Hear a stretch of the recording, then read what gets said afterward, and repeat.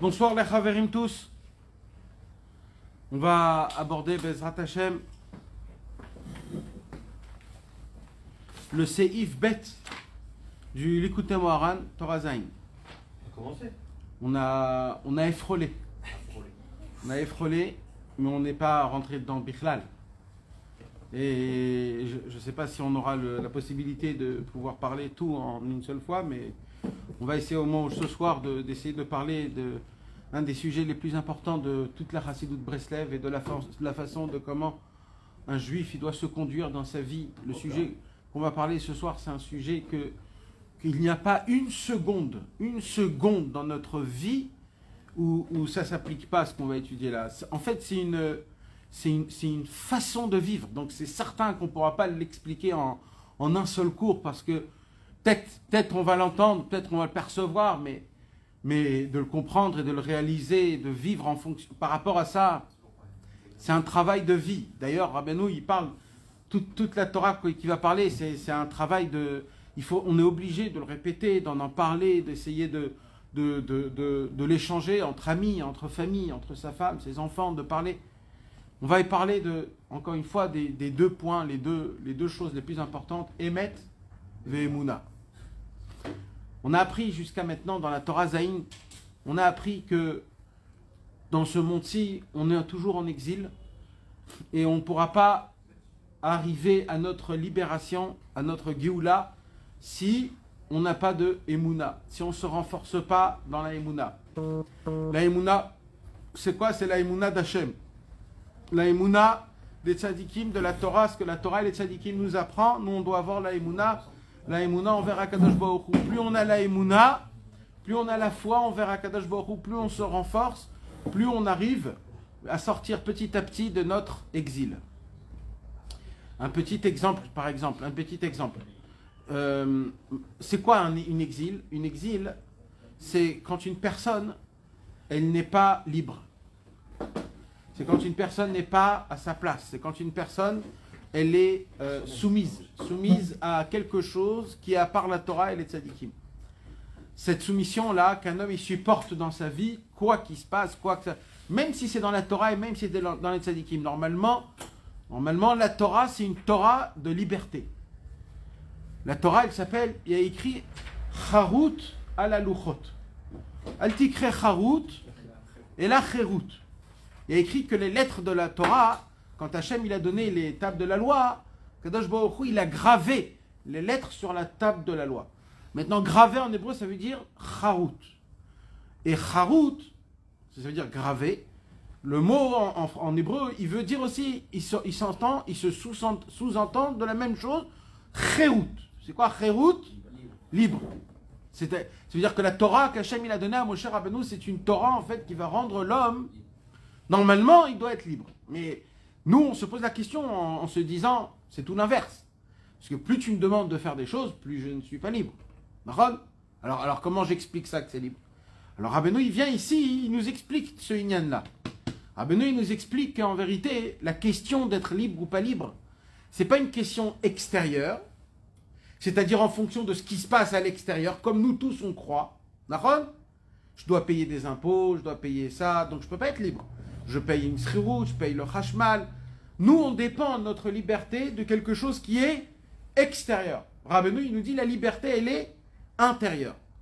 Parce que ça n'existe pas d'être libre extérieurement. Maintenant, nous, on oublie complètement l'intérieur et on dépend de notre liberté que de l'extérieur, en fonction de ce qui m'arrive à l'extérieur. Si j'aurais une femme comme ça, si j'aurais des enfants comme ça, si j'aurais un travail comme ça, si je serais comme ça, toujours par rapport à quelque chose de l'extérieur. Rabbeinu, il nous apprend, non, c'est quoi la vraie liberté? Elle est intérieurement, comme Charut. C'est quoi Charut? On a dit graver. Tu graves quelque chose où? Quand tu graves, tu dois pousser de l'extérieur. C'est-à-dire tu creuses pour créer un intérieur. Donc, il nous apprend, Rabbeinu, que la vraie liberté, c'est quand elle est dedans. Quand un homme, il a sa propre liberté intérieurement, alors petit à petit, il commence à se libérer de la liberté extérieurement. Comme il y a un Likutei Halachot où Rabbi Nathan, il parle de la Géoula. Et là-bas, il parle de la délivrance. Alors, il y a deux délivrances générales qu'on connaît. Il y a la délivrance générale, quand Mashiach viendra, tout sera bien, etc., etc. Et il y a la délivrance personnelle. La délivrance où un homme, personnellement, il a besoin de sa délivrance, son Mashiach, d'être... Alors, Rabbeinu, il dit, quand un homme ne vit pas cette sorte de conscience, de liberté, que le Mashiach, il vient de Géoula, il dit, où que ça soit général, ou que ça soit personnel, un homme, il ne peut pas avancer dans sa vie. Il est obligé de s'attacher ou au général ou au personnel. Et il dit, un dépend de l'autre. Ça veut dire quoi? Il dit Rabbi Nathan, il dit, c'est certain que quand un homme ne pense pas à sa liberté, à sa Géoula personnelle, c'est certain qu'il ne va pas attendre la liberté générale. Parce que la liberté générale, c'est plus fort que la liberté personnelle. Et la liberté personnelle, donc les gens qui cherchent la liberté générale en disant Mashiach, Mashiach, Mashiach, on veut que Mashiach revienne, c'est très bien, mais c'est faux. Eux, ils ne parlent pas d'un vrai Mashiach. Eux, ils parlent de quelqu'un qui va arranger les problèmes. Rabbeinu, il dit, un emmène l'autre. Quand un homme, il pense à sa liberté personnelle, c'est-à-dire d'essayer de découvrir comment il peut être libre, intérieur de sa tête, dans son cœur, dans la Vodat Hashem qu'il fait. Pas que le Shabbat, ça devient quelque chose qui t'angoisse, ou de mettre les téphilines, c'est très compliqué, ou d'étudier la Torah, c'est très compliqué. Là, un homme, il se sent pas libre. Alors là, il doit se poser la question, comment c'est possible? La Torah en elle-même, c'est elle qui me donne la liberté. Comment je n'arrive pas à découvrir ma Géoula à travers ça? Puisque c'est qu'à travers ça que je peux découvrir ma liberté, en faisant Shabbat, en faisant... C'est comme le Shabbat, par exemple. Regardez comment c'est absurde. Regardez comment c'est absurde. Un exemple mamage typique à ce qu'on parle. Shabbat. Normalement, Shabbat, Hachem, il a fait le Shabbat pour une seule raison. Une seule. Ah, en gros, je parle en gros. La seule raison de Shabbat, Vaïnafash. C'est-à-dire quoi? Le Shabbat, il est fait pour se reposer. Pour se reposer. Alors, bien sûr, il y a plein d'explications. Se reposer de quoi? Mais on va rester dans le terme le plus simple. Se reposer. 6 jours, tu travailles. 7e jour, tu te reposes chez toi à la maison. Maintenant, regardez, prenez un homme qui ne fait pas Shabbat. Et dites-lui de faire Shabbat. Maintenant, qu'est-ce que je lui dis en fait quand je lui dis fais Shabbat? Non, mais attends. Qu'est-ce que je lui dis moi en fait quand je lui dis faire Shabbat? Va en vacances, je lui dis. Je te demande, va en vacances. Arrête tout, déconnecte-toi. Va en vacances, oublie. En fait, moi je lui propose quoi? Une liberté.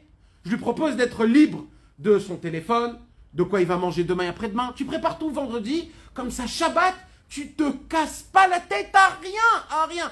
Ta tête, elle doit être vaïnafash. Elle doit être en mode repos.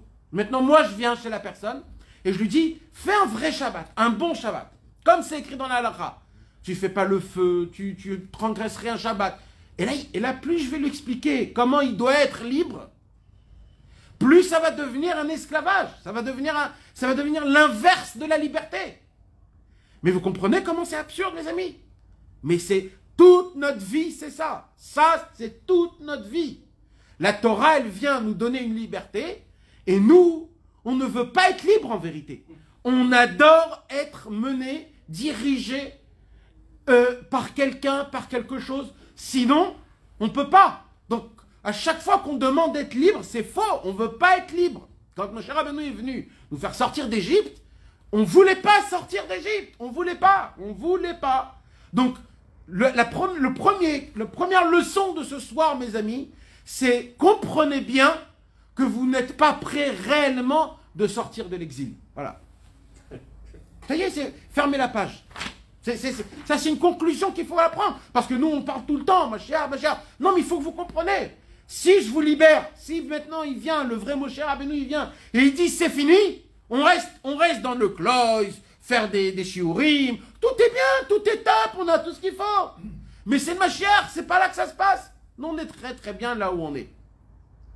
Donc Rabbeinu, il vient, il nous dit, donc, déjà, pour être libéré déjà, il dit Rabbeinu, du Mashiach, de la liberté générale, il faut faire une libération personnelle. Tant que tu n'as pas la Géoula personnelle, on est violé, frérot. on est violé. Et pour ça, il y a des conseils.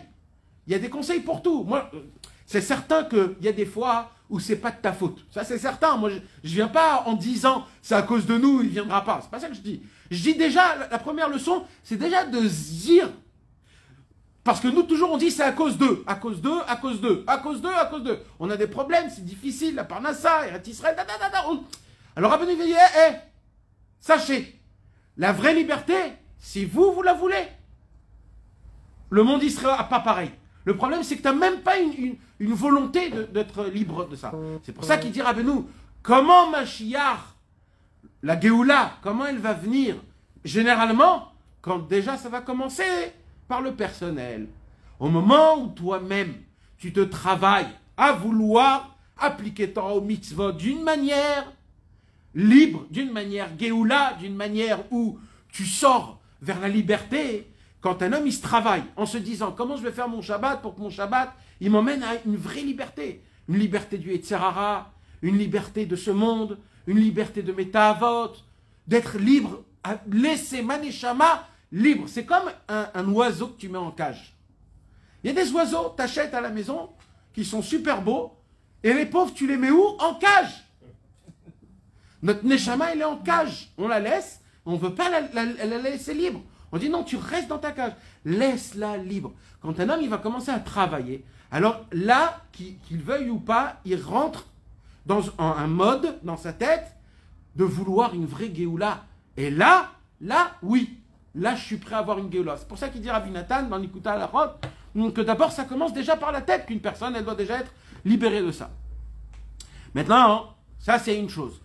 C'est pour cela que, comment on fait donc alors pour vivre une liberté personnelle? Juste le vouloir ou y arriver déjà avant la liberté? Non, d'être conscient, juste d'être conscient, rien que d'être conscient. Quand un homme, il essaye, il est conscient. Il est conscient, c'est quoi qui lui fait du bien dans la Torah et les mitzvot, et c'est quoi qui lui fait pas du bien, Kaviachol. Si je te parle maintenant... Quelqu'un qui a des angoisses, par exemple, il a peur de la parnassa et tout. Non, mais là, on parle pas... Oui, là, on parle pas... C'est quelqu'un qui n'est pas libre non plus, mais c'est non. pas rapport avec les mitzvot et la Torah, non? Non, là, on parle de... En vérité... C'est Torah, mais ça se touche. Hein? Ça se touche. Oui. Ça se touche, parce que celui qui est dans Shabbat et qui verra ça, il pense aussi à la Parnassa à cause de ça, c'est à cause de la Parnassa aussi, d'accord? Comment je vais faire après-demain, l'électricité, comment je vais la faire, ou tu penses à ton business. Ah, chacun avec ses soucis. Chacun ses obstacles. Chacun ses obstacles, mais c'est quelqu'un qui n'est pas libre. En vérité, un homme qui a des problèmes en dehors de la spiritualité, un homme qui a de la émouna, il n'a pas de problème. Le vrai problème, un vrai problème, là je vous parle de la réalité. Un vrai problème, c'est dans la vie spirituelle. Tout ce qui se passe dans la vie matérielle, c'est de l'éphémère, c'est des symptômes de ce qui t'arrive dans ta vie spirituelle. Donc quand tu ne fais pas une différence entre les deux. Un c'est avec l'autre. Oui, tout c'est des causes. Tu comprends? Ta vie de Parnassa et tout ça, c'est à cause de ta vie spirituelle. Tes problèmes avec ta femme, c'est parce que tu n'es pas assez attaché à Kadosh Baruch Hu. Tes problèmes avec tes enfants, c'est que tu n'as pas un kécher vis-à-vis de Hachem avec toi. Tout, c'est un contact. Ce sont des langages, comment Kadosh Baruch Hu, il te parle. Tout. Donc en vérité, il n'y a pas de problème. Celui qui n'a pas d'émouna, il vit à 100% ses problèmes matériels. Et lui, il n'a qu'une seule chose dans sa tête, c'est quoi? Arranger mes problèmes matériels. Mais un homme comme ça, le pauvre, il arrange ici, il y aura un autre problème là, il arrange là, il y en aura ici, et ça continue, et ça, jamais ça changera. Parce qu'on essaie de lui parler, mais on lui parle en chinois, le monsieur il ne comprend pas, alors il met une pommade là, une pommade là. Alors mais en vérité, c'est ça qu'ici Rabbeinu il veut nous expliquer l'union entre le Emet et la Emouna. Donc Rabbeinu il vient, il nous dit que la vraie Géoula, comment on peut réellement sortir en exil, comment on peut, c'est d'abord déjà avoir la Emouna. C'est quoi la Emouna? La Emouna, mes amis, je ne sais pas si un jour on pourrait... Je vais vous dire la vérité et je vais être sincère avec vous. Pour parler de la Emouna, il faut être un grand homme. Et moi, toute cet après-midi, ou depuis 11h de l'après-midi du matin, jusqu'à 6h, j'étais assis en face du livre et j'ai compris que j'ai pas assez d'Emouna pour en parler. Il faut avoir beaucoup de Emet et de Emouna pour en parler, mes amis. C'est ça la grandeur de Rabbeinu. C'est que Rabbeinu, il t'emmène dans des endroits où il y a des fois où il te met, où tu sais que tu n'as pas d'émouna. Comment? Juste en le lisant. Quand tu ne comprends pas ce que Rabbeinu il te dit, quand Rabbeinu il te parle, et tu ouvres Rabbi Nathan, et tu vois dans l'Ikuta Halachot, et tu vois dans tous les endroits où il te parle pour expliquer ce passage du Likutei Moharan, il se répète dans tous les endroits de l'Ikuta Halachot. Et s'il se répète, c'est pas parce qu'il n'avait rien à dire. Il se répète parce que c'est là-bas qu'on explique. Et si toi tu crois qu'il se répète, c'est que tu n'as rien pigé. C'est-à-dire, rien qu'en étudiant les six frères Rabbeinu, il y a comme si Rabbeinu il est là, et il te dit, tu comprends que tu comprends rien. Tu comprends? Regarde comment t'as pas d'émouna, j'ai même pas besoin de te le dire. Normalement, dans des autres endroits, il y a besoin du Rav ou du Admour qui vient et qui lui dit des choses. Là, il n'y a pas besoin. Rabbeinu, il est encore vivant, juste tu lis et tu essayes de comprendre, et tu sais que tu ne peux pas comprendre pour une seule raison. C'est parce qu'il te manque de la émouna. Et parce qu'on parle de émouna, il te manque de la émouna. Et ça, mes amis, ça c'est la plus grande leçon. C'est de m'asseoir ici devant vous, c'est le monde à l'envers. Normalement, c'est pas ici que je dois m'asseoir. Normalement, on devrait tous prendre des livres et essayer de demander à Hachem comment on apprend, comment on étudie, comment on parle de la émouna. Rabbeinu, il nous parle, Rabbeinu, il nous dit, le Emet et la émouna, c'est depuis la création du monde. Depuis la création du monde, il y a deux forces. Le force du Emet et de la émouna. Comme dans l'atome, il y a des protons et des neutrons, dans toutes les matières du monde, dans la majorité des matières du monde, il y a du proton et du neutron. Mamash, le noyau du monde en entier, c'est Emet ve Emouna. Proton, neutron, mamash. C'est ça, comment on dit, la composition de la matière, mamash. Comment je dis ça? C'est pas moi qui l'ai inventé, c'est Rabbi Nathan qui dit ça. Rabbi Nathan, il dévoile un secret énorme dans Ilchot Nida, dans l'Ikuta Halachot. Vous savez, mes amis, que avant que le monde il ait été créé, tout avant, que chez Allah Bemarchavto, quand l'idée est montée à Hachem de vouloir créer le monde, alors avant tout, il y avait quoi? Il y avait quoi avant tout? Il n'y avait que Hachem. Hachem, il remplissait tout ce qu'il n'y avait pas. Tout, on ne peut pas expliquer, parce qu'à l'époque, il n'y avait même pas de place. Mais on va parler en langage possible. Et il n'y avait pas un endroit où il n'y avait pas Hachem. Hachem remplissait tout. Maintenant, il y a un problème. C'est que si Hachem, il remplit tout partout, et qu'il n'y a il n'y a pas de place nulle part, tout est rempli que de Dieu, alors où on va créer le monde? Parce qu'il n'y a pas de place. Alors où on va créer le monde? Alors c'est quoi? Il n'y avait que du Emet ou que de la émouna? Attends. Alors, reste déjà dans le Inyan. Après, je vais expliquer. Alors, qu'est-ce qu'il a fait Hachem? Hachem, il a dit, je suis obligé de me contracter. Je dois me contracter. Ça veut dire quoi? Alors, d'après Rabbeinu, je dois m'évader. Je dois m'en aller. Je vais laisser une place quelque part dans tout ce qu'il y a, dans un endroit. Et dans cet endroit, je vais laisser place pour créer le monde. Donc dans cet endroit-là, je vais m'enlever. En vérité, Hachem ne peut pas s'enlever, parce que s'il s'enlève, il n'y a pas de vie. Alors qu'est-ce qu'il a fait Hachem? Il s'est enlevé, mais il est resté quand même là-bas, les deux en même temps. Il s'est caché, on ne le voit pas. Et dans cet endroit vide, qu'on appelle le Halal Apanoui, on peut appeler ça aujourd'hui en langage moderne, comme il parle aujourd'hui, les trous noirs. Les trous noirs qu'il y a dans l'espace ou dans des choses comme ça. Espace vacant. C'est exactement, c'est une sorte d'espace vacant. Là-bas, c'est vide. Il n'y a rien. Et dans cet endroit, il a fait une place pour créer le monde. Comment il a fait? Il a fait faire descendre un tuyau de l'infini à cet endroit, qu'il a fait faire, dans ce tuyau-là, il fait faire descendre de la lumière d'Hachem. Et c'est comme ça que tous les mondes en entier se sont créés à travers ce tuyau. Un cave, comme on dit un cave, un trait. Et de là, s'est créé les 10 sphirotes. Keter, Chorma, Bina, Chesed, Gvura, Tiferet, Netzach, Od Yesod, Malchut. Et Avant, alors écoutez bien maintenant, hein, écoutez bien, c'est une très grande question que les Mekoubalim, ils parlent maintenant, vous savez, c'est des choses...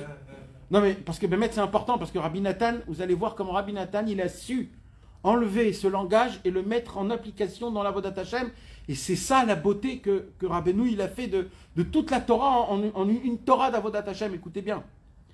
Déjà, tout ce qu'on a parlé, mes amis, il n'y a pas trop à comprendre, ça sert à rien, c'est parce que c'est juste des mots qu'on dit, nous on ne comprend pas ce que ça veut dire. Mais les Mekoubalim, les élèves du Harizal, ils se sont tous posé la question de quand Hachem s'est enlevé, avant qu'il s'est enlevé, de quel point il s'est enlevé. Alors il n'y avait pas de point au début, mais maintenant que les points ils sont là, les Keter, Chorma, les Sphirot, de quelle Sphira il s'est enlevé? Alors les Mekoubalim, ils arrivent avec une très grande discussion, très grande discussion, à se dire que Hachem s'est enlevé de toutes les Sphirot, sauf la dernière, la Malchut. La Malchut, comme la Malchut c'est la plus petite, et la Malchut ça veut dire la royauté, et que Hachem donc c'est le roi. Donc en fait Hachem il s'est enlevé dans l'espace vacant de toutes les Sphirotes, sauf la dernière, la Malchut. Et dans la Malchut, c'est là où il a créé donc tout ce monde. Maintenant Rabbi Nathan il dit écoutez bien ce que je vais vous dire. Il dit Rabbi Nathan comme ça. Il pose une très grande question, il dit Rabbi Nathan. Il dit Rabbi Nathan, dans la Torah Zayn, il y a écrit qu'un homme ne peut pas arriver, atteindre à la Emouna sans le Hémet. Pour avoir la Emouna, on est obligé de s'attacher à la vérité. La Emouna sans la vérité, ça vaut rien. Pourquoi ça vaut rien? Parce que je peux maintenant croire à plein de mauvaises choses. Chacun qui va me raconter une bêtise, je vais croire, je vais avoir la Emouna. Donc la Emouna, si elle n'est pas attachée à la vérité, au Hémet, cette Emouna, elle ne peut pas tenir. Et d'un autre côté, le Hémet, sans la Emouna, je ne peux pas aussi. Pourquoi? Parce que le Hémet, c'est une lumière qui est énorme. Sans le Hémet, sans la Emouna, je ne peux pas atteindre le Hémet. Est-ce que vous comprenez ce que je suis en train de vous dire ou vous ne comprenez pas ce que je suis en train de vous dire? Il dit Rabbi Nathan un secret énorme. Il dit quoi? Il dit le Hémet, c'est ça la lumière d'Hachem Itbarach qui remplissait le monde en entier partout. Le Or En Sof. Au début de la création du monde, il y avait la lumière infinie d'Hachem. Cette lumière, c'est quoi? C'est une lumière de vérité. C'est le Hémet. Mais le Hémet, c'est une lumière qui est tellement grande que l'on ne peut pas atteindre le Hémet. On ne peut pas atteindre le Hémet. Alors qu'est-ce qu'il a fait Hachem? Il a contracté le Hémet. Il a contracté le Hémet jusqu'à qu'il a enlevé Kaviachol le Hémet. Il a fait un espace vacant de Hémet. Il a enlevé le Hémet de ce monde. Puisque si on dit qu'il a créé ce monde dans un espace vacant, mes amis, ça veut dire quoi? C'est-à-dire que ce monde, il n'est pas avec le Hémet, puisque la lumière d'Hachem, c'est le Hémet. Nachon ou pas? Donc, c'est quoi? Et comme les Mekoubalim, ils ont dit de quel point il s'est retiré et de quel point il est resté. Il s'est retiré de toutes les sphirotes et il est resté dans la Malchut. La Malchut, c'est quoi? C'est la Shrina, c'est la Emouna.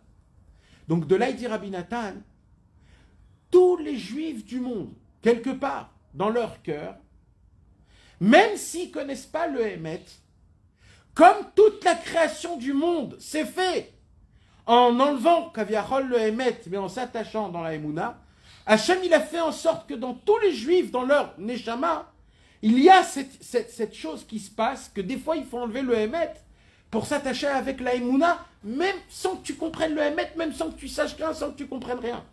Il dit parce que tous les Juifs du monde, en ayant notre Neshama, on a ce qu'on appelle un sentiment, quand on veut la vérité, de connaître la vérité, à une condition, qu'on ne veut pas avoir blikintur venitzachon, sans avoir raison et pas pour condamner ou conquérir.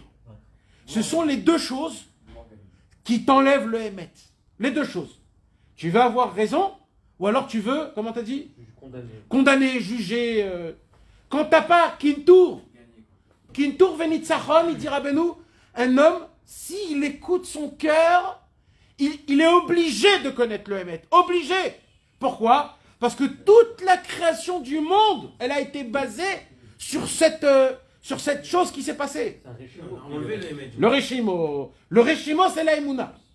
L'empreinte, c'est la Emouna. C'est-à-dire qu'en fait, on ne peut pas prouver. C'est dans notre cœur. Alors, de là, on arrive à une conclusion qui est très, très, très forte, que Rabbi Nathan l'écrit plus qu'une fois dans l'Ikuta Halachot sur cette Torah, dans tous les Ikuta, dans Ilchot Pesach Halachazaim, dans Ilchot Dayanim, dans Ilchot Gilouar, dans Ilchot Nida. Là-bas, il dit Rabbi Nathan, et moi j'ai fait attention à ça qu'aujourd'hui.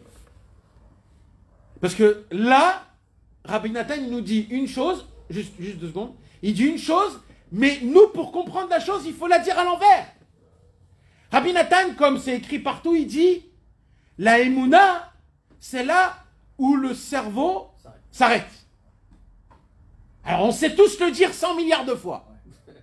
Mais en vérité, pour comprendre, il faut faire une déduction à l'envers. Nous, mashma, ça veut dire quoi? Ça veut dire qu'une Emouna, c'est quelque chose que jamais tu as une certitude que la chose, elle est réelle.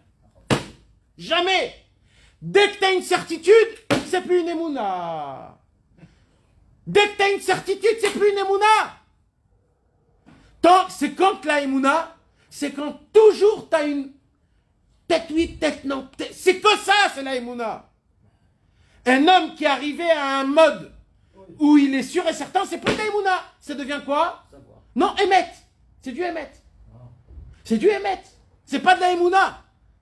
Et quel exemple il prend Rabbi Nathan? Et c'est ça le chidouche. Il dit quoi?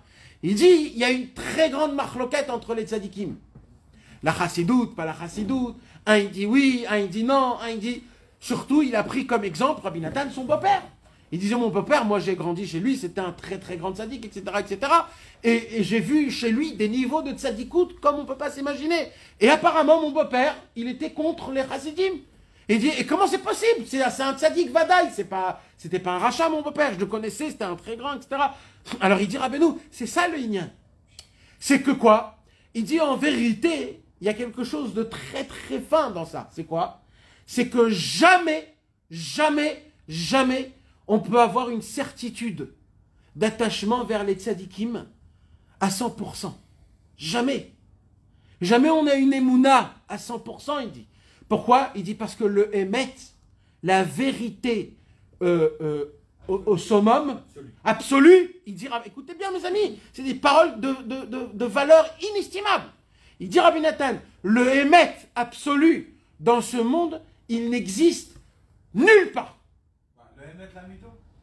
Nulle part. Oui, je parle de nous. Nous, on peut avoir une émet. Tu es mamine, c'est de la émouna, c'est pas du émet. Il y a ou émet ou émouna. J'ai expliqué c'est quoi la... Si c'est une certitude, c'est du émet. Alors, c'est du émet. Alors ça s'appelle la émouna. Non. Si tu es mamine. Non, j'ai une certitude. Une certitude, c'est que tu vois les choses en face de toi. C'est ça le émet. Le émet, tu sais ce que c'est le émet? Ça, c'est le émet. Ça, c'est émet. C'est là. Je l'attrape. Ah ben nous, tu peux le toucher.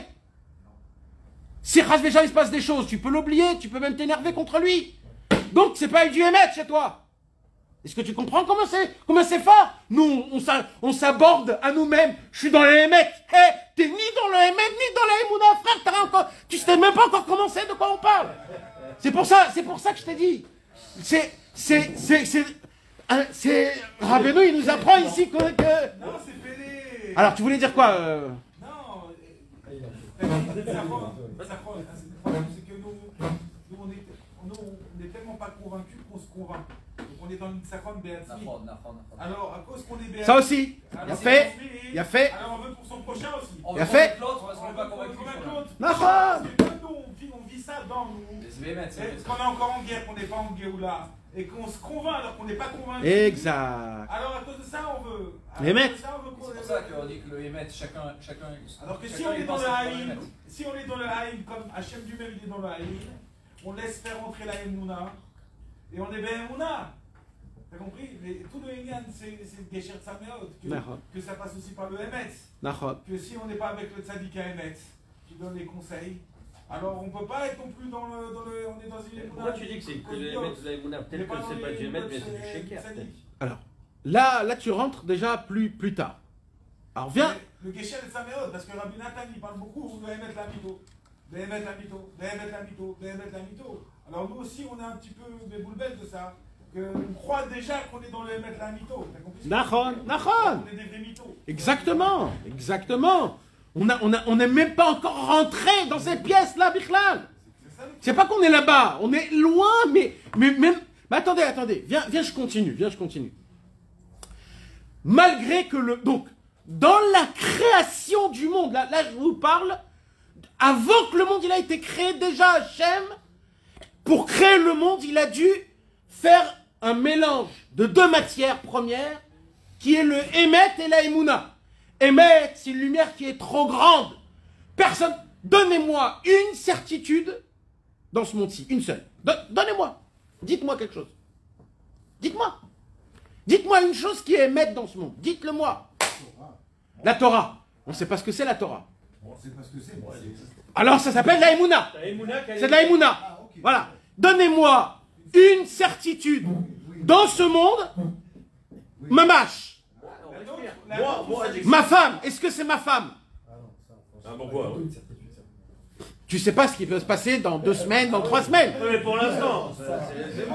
Donc, non, mais un émet, il y a des klalim. Il faut qu'il soit émet depuis le début, au milieu, jusqu'à la fin, comme les lettres. Aleph. Hein? T'es pas sûr? Non.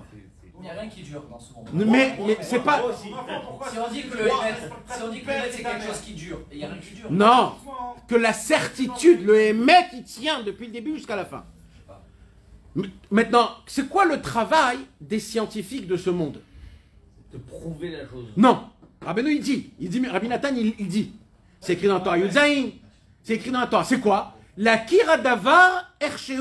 Tout le travail des scientifiques, c'est d'étudier la chose, de quoi il est composé, comment il a été fait, comment il est devenu. Pourquoi? Parce que eux, comme ils n'ont pas d'émouna envers Hachem, comme eux, ils n'attachent pas tout à Hachem, donc eux, ils veulent savoir la chose en elle-même, de quoi il est composé. Pourquoi? Au moment où je vais avoir du Emet, j'ai plus besoin de la émouna. La émouna, je peux la jeter. Donc eux, ils sont obligés de savoir, ça c'est un atome comme ça c'est un atome comme ça. Mais il vient Rabbi Nathan, il dit, mais viens, on va avec les scientifiques. Tu vois que même quand tu les entends, eux-mêmes, ils découvrent à chaque fois une autre découverte. Elle plonge l'autre. Et que, au début, ils ont dit, il y a de la vie sur Mars. Après, il n'y a pas de vie. Après, ils ont dit, il y a de la vie. Il y a de l'eau, il n'y a pas de l'eau. Il y avait de l'eau, il n'y avait plus. Ils savent plus quoi dire. Ils savent plus quoi faire. Ils essayent de répéter. Et la maladie, elle vient de là. Et le corps humain, il est comme ça. Et pourquoi? Parce que eux, ils ont un problème. C'est quoi? C'est que s'ils découvrent pas la chose, ils sont obligés d'avoir la Emouna. Et comme ils ne veulent pas avoir de Emouna, donc tout leur travail, il est où? Dans le Emet. Kaviachol. Eux, ils les appellent ça le Emet. Mais en vérité, c'est le plus grand sheker du monde. Parce que qui peut comprendre la cervelle d'Hachamid Barar? C'est comme par exemple, il dit Rabbi Nathan. Mamash, il dit ça Rabbi Nathan. Quand on lui a apporté à Rabbi Nathan une montre, je ne me rappelle plus c'était quoi exactement. On lui a apporté un objet. Et c'était un objet qui était fait vraiment avec plein de... Du mécanisme, plein de mécanismes. C'est vraiment compliqué, on va dire. Je crois que c'était une montre, je suis pas sûr, mais je crois que c'était une montre. Qu'il fallait avec les kfitsim.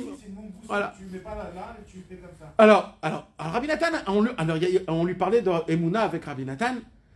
Et les gens, il y avait quelqu'un qui était pas razak dans la Emouna. Et il lui disait, pourquoi ne pas dire que le monde, il s'est fait tout seul. C'est pas écrit dans la... Parce que vous savez, mes amis, il y a beaucoup, même chez les juifs orthodoxes, à l'époque, pas aujourd'hui, mais par exemple le Rambam. Le Rambam, il a dit une chose que normalement, il ne faut pas qu'on le répète, même cette chose-là. Alors, et une des choses qu'on avait parlé avec Rabbi Nathan, c'est l'âge du monde. Quel âge il a ce monde? Parce que, oui, alors, le problème c'est quoi? C'est que ça, c'est pas écrit dans la Torah. Non, mais c'est pas écrit dans la Torah.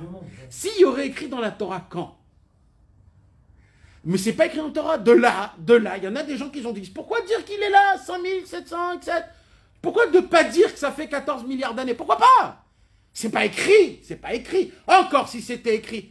Mais c'est qui nous l'a dit ça? C'est Torah Shebal-Pé, c'est les Chachamim. Mais dans la Torah elle-même, c'est pas écrit. Alors maintenant, alors pourquoi ne pas dire que ce monde il s'est fait tout seul? Alors Rabbi Nathan, il était en train la montre en train de la remonter.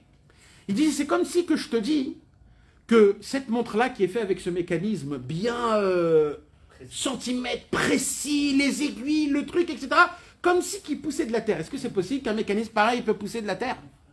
Non. Je vous donne un autre exemple, plus aujourd'hui. Les deux tours d'Amérique, là, les deux tours, toutes les tours qu'il y a en Amérique, les grandes, tous les buildings. Est-ce qu'un building comme ça, il peut pousser de la terre? Avec les gens, avec les photocopieuses, avec les ascenseurs, pourquoi pas?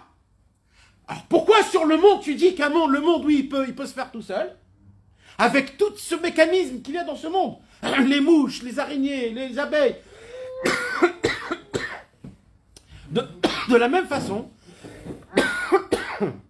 il disait Rabbi Nathan, c'est obligé, comment Kadosh Baruch Hu, il a fait tout ce mécanisme-là, tant qu'on n'a pas la émouna, que oui, Hachem, il peut faire sortir un building, oui. Ben vadaï qu'il peut. Mais nous, on n'a pas cette émouna, pourquoi? Parce que, encore une fois, on rapetissait à Kadosh Baruch Hu. Donc pour nous, on est encore loin, ni du Hémet, ni de la émouna. On n'a rien. Alors c'est quoi, il dit Rabbi Nathan? Alors c'est quoi qu'on a dans notre tête alors? Si on n'a même pas d'émouna, même pas de Hémet, alors c'est quoi? Oui, c'est une toute petite émouna qui...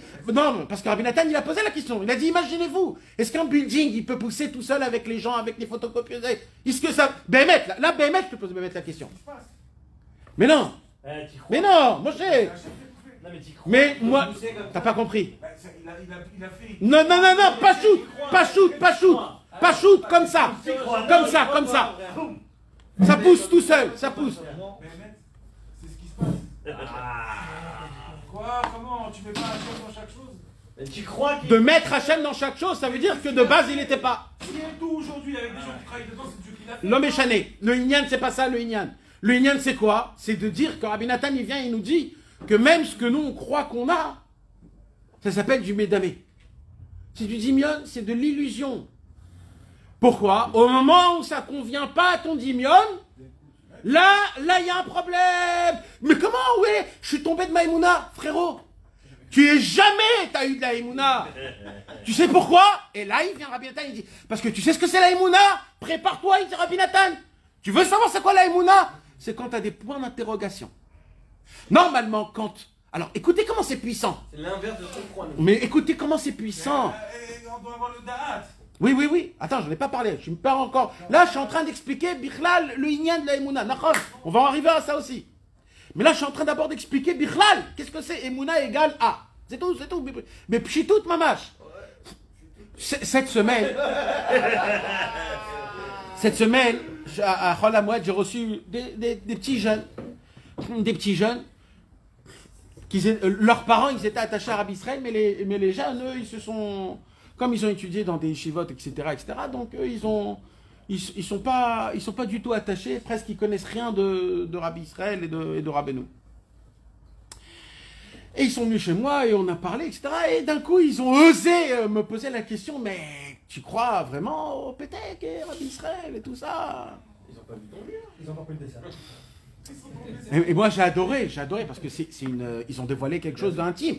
Normalement, c'est... C'est pas cette question, c'est la base.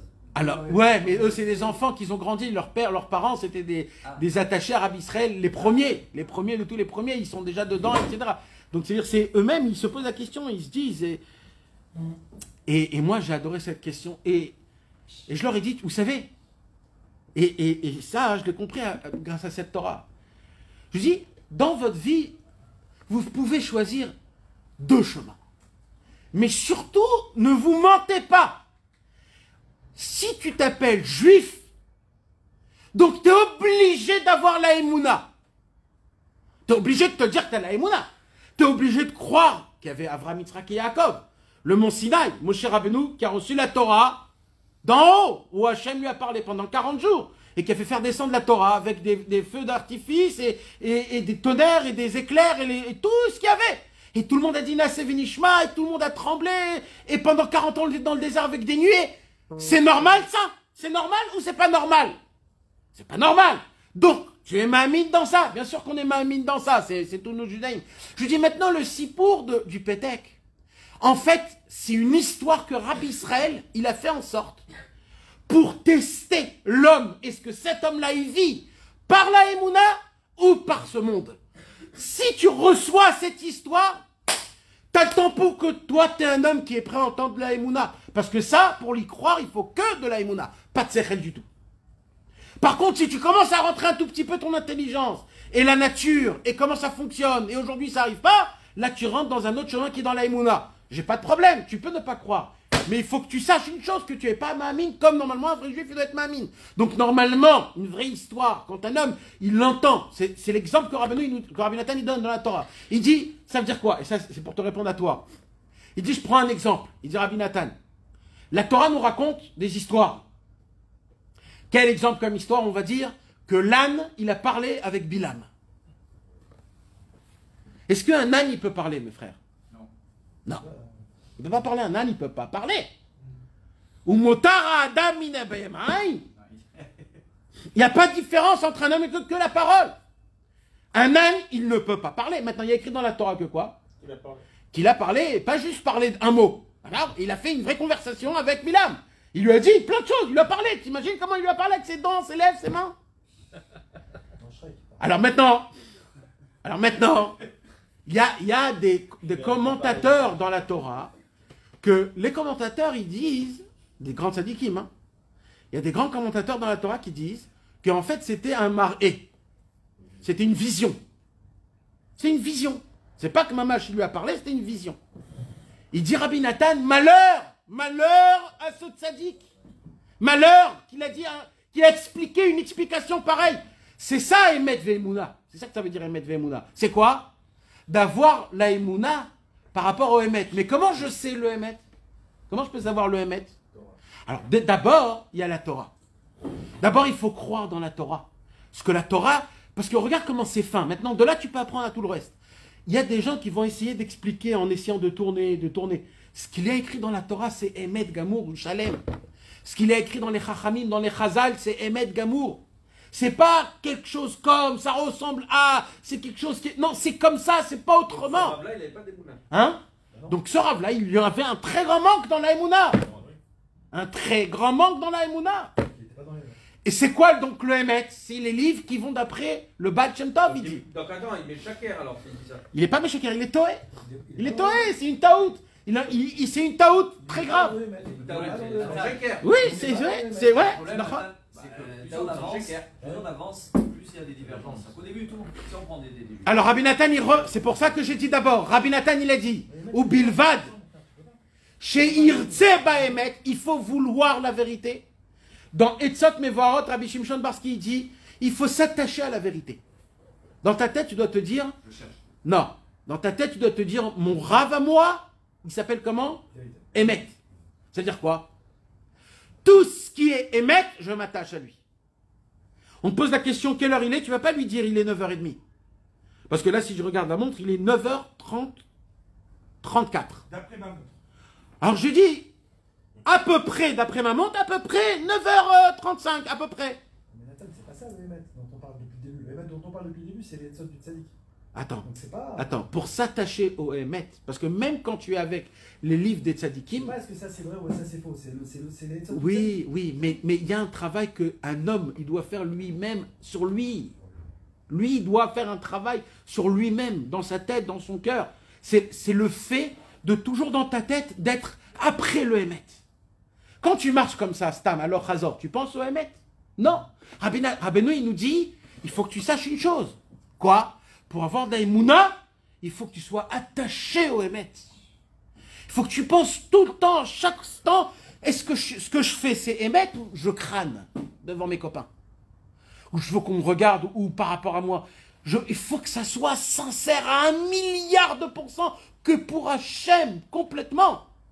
Moi, avec moi-même, je dois me connaître qui je suis réellement. Est-ce que Béhémet, je peux faire ce travail ou pas, ou je suis un menteur? Maintenant, fais-le, mais au moins que tu saches, est-ce que c'est vrai ou c'est faux? Il faut avoir une attache au Emet, de pas dire, dans Etzot Mevorot, il dit, le premier conseil de cette Torah-là, dans Etzot Mevorot, Rabbi Shimshon Barski, il dit, c'est pour ça que je vous le dis, c'est de parler de la vérité. C'est d'entendre des choses de vérité. Là où tu sens qu'on va parler du sheker, de ne pas entendre. ça enlève beaucoup de choses. Les nouvelles, l'internet, tout ce qu'on lit, ça enlève un gros paquet, parce que quand tu lis, ça c'est certain que c'est du sheker. Donc on s'attache au sheker. Il faut avoir du émet. S'attacher au émet. Pourquoi? Alors je continue mon explication tout à l'heure. Quand Akadosh Baruch Hu, il a créé le ciel et la terre en 6 jours, le monde, il n'avait pas de but. C'est quand que le monde, il a eu un but? C'est quand? C'est le jour où il a créé l'homme. L'homme, il est venu. Grâce à l'homme, il y a un but à ce monde. Et là, il a écrit quoi? Hachem, il a créé l'homme. Akadosh Baruch Hu, il a fait l'homme. Adam Arishon. Et là, il a écrit quoi? Il a écrit qu'Akadosh Baruch Hu, il a vu que l'homme ne peut pas rester tout seul. D'accord? Il a écrit ça, vous vous rappelez? Vayar, qui... L'otov et yota Adam levado. Il a vu que l'homme, il ne peut pas rester tout seul. Alors qu'est-ce qu'il a fait Hachem? Vayapel tardema ala Adam, vayikach achat mitzalotav, vayivra mimenu Chava. Qu'est-ce qu'il a fait Hachem? Il a fait en sorte qu'il a fait endormir Adam Arishon. Il a créé de Adam Arishon Chava, sa femme. Et après Chava, vatiyé lo ezer kenegdo. Cette femme, elle va être une aide contre lui. Qu'est-ce qu'il dit Rabbi Nathan? Il dit la même chose. C'est qui Adam Arishon? Dans la pensée un peu plus approfondie, il dit c'est le Hémet. Le Hémet tout seul, c'est une lumière trop grande. Alors Hachem, il a vu l'Otov et Yot Adam Levado, d'avoir du Hémet tout seul, c'est pas bien. Pourquoi? Pourquoi ça ne me suffit pas le Hémet? Pourquoi le Hémet, ça ne me suffit pas? Parce que tu vas rentrer dans la Gvura. Alors, ou alors, on a dit, c'est une trop grande lumière. On ne peut pas atteindre le Hémet. Je vous ai dit tout à l'heure, vous connaissez une seule certitude dans ce monde-ci, on ne connaît rien. Donc déjà, le Hémet, il est trop grand. Ou deuxièmement, comme il a dit Dov, il y a aussi un Hémet. Le Hémet que nous, on connaît, ce n'est pas le Hémet d'Hachem. Le Hémet que nous, on connaît, c'est un Hémet qui écrase. C'est un Hémet qui te tue. C'est un Hémet qui te met des barrières. C'est pas le Hémet absolu. Le Hémet absolu, c'est une vérité qui englobe tout, qui rend toutes les matières de ce monde en une seule matière. Et nous, ça, on ne connaît pas ce Hémet-là. Ça, c'est que le Hémet d'Hachem. C'est pour ça qu'on va étudier dans le 3e paragraphe du Likutei Moharan sur la Torah 7, qu'en fin de compte, comment on arrive à avoir le Hémet grâce aux tzadikim, parce qu'il n'y a que les tzadikim qui arrivent à obtenir le Hémet d'Hachem. Mais nous, on ne peut pas avoir le Hémet. Donc, l'Otov et Yot Adam Levado, Hachem a vu que l'homme, c'est pas bien qu'il reste tout seul, c'est-à-dire que le Hémet, il ne peut pas rester tout seul. Qu'est-ce qu'il a fait? Il a créé la femme. La femme, c'est la Emouna. Et Vatei lo Ezer Kenegdo. Le Hémet, il doit aider la Emouna, et la Emouna, elle doit aider le Hémet. Et de la même façon que la perfection, c'est un homme et une femme en même temps, hein. C'est ça la vraie perfection d'un homme. De la même façon, tu ne peux pas dire sur le Hémet qu'il est parfait, ou sur la Emouna qu'elle est parfaite, si tu ne colles pas le Hémet et la Emouna, comme on fait pour un homme et une femme. Un homme et une femme, ils peuvent avoir des enfants que eux deux. Pas un homme et un homme, ou une femme et une femme. Un homme et une femme peuvent avoir des enfants. Le Hémet et la Emouna, quand tu les mets ensemble, quand la Emouna, elle est dans le Hémet, la Emouna, c'est l'ustensile pour atteindre le Hémet. Et le Hémet, c'est l'ustensile pour atteindre la Emouna. Un avec l'autre. Tout le temps, un, il doit chercher l'autre. Question-réponse, question-réponse. Tout le temps, question-réponse, sans rentrer dans les questions. Bah si, puisque c'est un point d'interrogation. Alors, normalement, il dit Rabbi Nathan, Rabbi Nathan, c'est une bonne question. Dans un autre Likutei Halachot, il dit Rabbi Nathan comme ça. C'est le même, sur la même Torah. C'est Tchouba. Alors non. Alors il dit Rabbi Nathan comme ça. Il dit, jamais dans ce monde-ci on pourra avoir la certitude de quoi que ce soit. Jamais. Jamais. La réponse absolue. Jamais. Ni Hachem, ni la Torah, ni tout, rien. Même Moshe Rabbeinu. Une certitude parfaite, jamais. Peut-être les tzadikim, pardon. Peut-être les tzadikim. Moi, on parle de nous-mêmes. Alors c'est quand? Alors il dit Rabbi Nathan, alors quoi? Comment je vais savoir où il est le Hémet? Je veux moi aller dans le Hémet. Tout le monde dit, chez moi le Hémet, chez moi le Hémet, chez moi le Hémet. Comment je vais faire? Comment je peux savoir c'est où le chemin de la vérité? C'est Ma. Hein? D'arriver au niveau de Ma. Ma. Va'anachnu Ma. Alors, il dit Rabbi Nathan comme ça. Il dit Rabbi Nathan, dans Ilchot Matana à la Chavav, si je ne me trompe pas,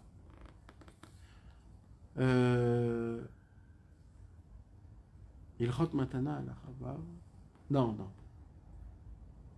ne me rappelle pas où. Et Rabbi Nathan, il dit comme ça, quand un homme il cherche la vérité, on lui envoie un ange de vérité. C'est comme ça. Alors écoutez bien comment ça fonctionne, c'est très beau. En fait, on a dit tout à l'heure que Hachem, s'il a créé ce monde, c'est qu'il n'est pas dans ce monde-ci, Nahon. S'il a laissé place. Il a laissé place pour créer ce monde. Kaviachol, hein, tout ça c'est Kaviachol. Bien sûr que Hachem il est dedans. Mais dans les grandes lignes, Hachem il s'est retiré pour créer ce monde. En théorie. Alors, écoutez bien comment c'est beau, il dit Rabbi Nathan, tout le service divin d'un juif. Il dit comme ça, maintenant, chaque instant, chaque moment, qu'un homme il vit une situation, écoutez bien comment c'est puissant. Chaque instant, chaque moment qu'un homme il vit une situation, boire un thé, y aller aux toilettes, même rôter à table, le méchané, toutes les situations. Quand un homme il le fait avec du émet, comme le émet, on a dit c'est quoi? C'est le Or Hachem, c'est la lumière de Dieu.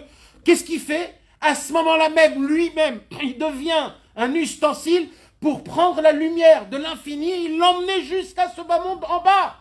Et ça s'appelle de faire glorifier la royauté d'Hachem Yitbarach dans ce monde-ci. C'est quand un juif, il applique ou il fait quelque chose avec du émet.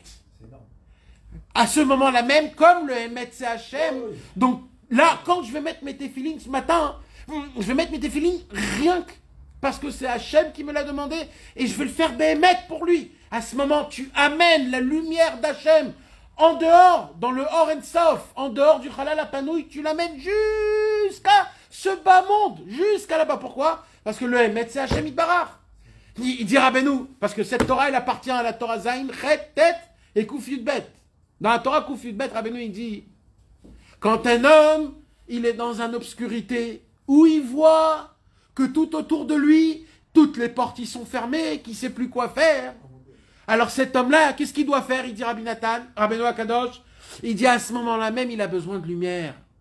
On ne peut pas le faire sortir de là où il est. Vous savez, mes amis, il y a des situations où on ne peut pas sortir de la situation là où on est. On ne peut pas. On est là, voilà, on est là. Voilà, je dois être là. Et là-bas, c'est très grave. C'est obscur. C'est noir. C'est embêtant. C'est très compliqué. Alors, alors, il dit Rabbi Nathan, Rabbeinu, c'est quoi le problème là-bas? Non. Le problème, c'est quoi? C'est qu'il n'y a pas de lumière. Donc, il n'y a pas de vérité. Pas de lumière. Les mots vérité, nous, on ne comprend pas ce que ça veut dire. Dans notre situation, on doit le comprendre, mamache. Donc, ce qui nous manque, c'est que de la lumière. C'est-à-dire, même si je sors pas de là où je suis, quelque part, dès que j'ai une lumière, c'est un peu mieux. Si un homme, il est attaché à Hachem, si Chas v'Shalom, un homme, il a un problème très grave. Mais il est attaché à Hachem. Ce problème, il devient comme ça petit. Même si c'est un grand. Pourquoi? Parce qu'il est attaché à Hachem. Il a de la lumière. Mais quand un homme, il n'a pas Hachem, alors même le plus petit, ça devient très grand. Donc Rabbeinu, il dit quand un homme, il est entouré d'obscurité, il est très, très, très pas bien. Alors il dit Rabbeinu, cet homme-là, il a juste besoin de la lumière. Pourquoi? Au moment où il va allumer la lumière, il va découvrir c'est quoi la porte pour sortir de là-bas. C'est quoi la lumière? Il dit Rabbeinu, Emet. Emet, c'est la lumière d'Hachem. Alors il dit Rabbeinu, ça veut dire quoi? Les maasés, qu'est-ce qu'il faut faire?